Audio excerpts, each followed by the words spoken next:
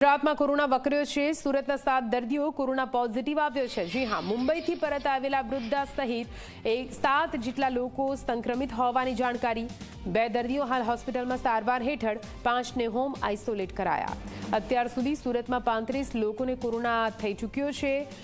વેસુથી 44 વર્ષીય ગૃહિણીનો રિપોર્ટ પણ પોઝિટિવ આવ્યો છે। કોરોનાનું સંક્રમણ ધીમે ધીમે ફરી એકવાર વરવું સ્વરૂપ લઈ રહ્યું હોય તે પ્રકારની પરિસ્થિતિ ગુજરાતમાં નિર્માણ પામી રહી છે।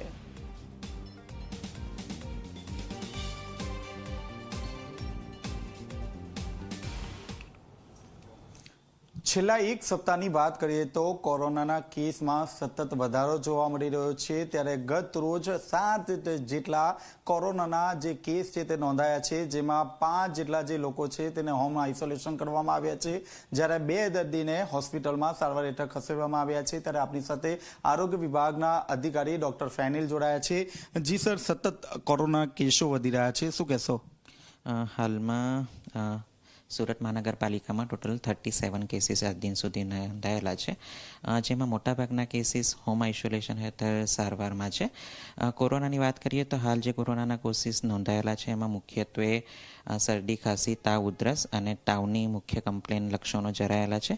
કોઈ ગંભીર લક્ષણો જણાતા નથી હાલની પરિસ્થિતિમાં, પરંતુ ખાસ કરીને જે ઓલ્ડ એજ, જે વૃદ્ધો છે, જે લોકોની પાસે હાઇપરટેન્શન છે, ડાયાબિટીસ છે અથવા અન્ય ક્રોનિક બીમારીઓ છે, એમણે ખાસ કાળજી રાખવાની જરૂર છે, કારણ કે એમને કોમ્પ્લિકેશન્સ થવાના ચાન્સીસ વધારે રહેલા છે।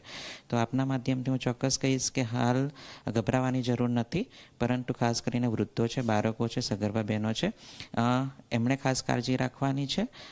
જો ભીડભાડવાળી જગ્યાએ ન જવાતું હોય તો એમને જવાનું ટાળવાનું છે। કોઈ પણ દર્દી જેને શરદી, ખાંસી, તાવ, ઉધરસ અથવા તો બ્રેથલેસનેસ એટલે કે શ્વાસ ચઢવાની કોઈક તકલીફ જણાય તો ચોક્કસપણે નજીકના સુરત મહાનગરપાલિકા સંચાલિત શહેરી આરોગ્ય કેન્દ્ર, મસ્કતી હોસ્પિટલ, સ્મીમેર હોસ્પિટલ અથવા તો એમના જનરલ ફિઝિશિયનને બતાવીને તાકીદે સારવાર લે એ જરૂરી છે।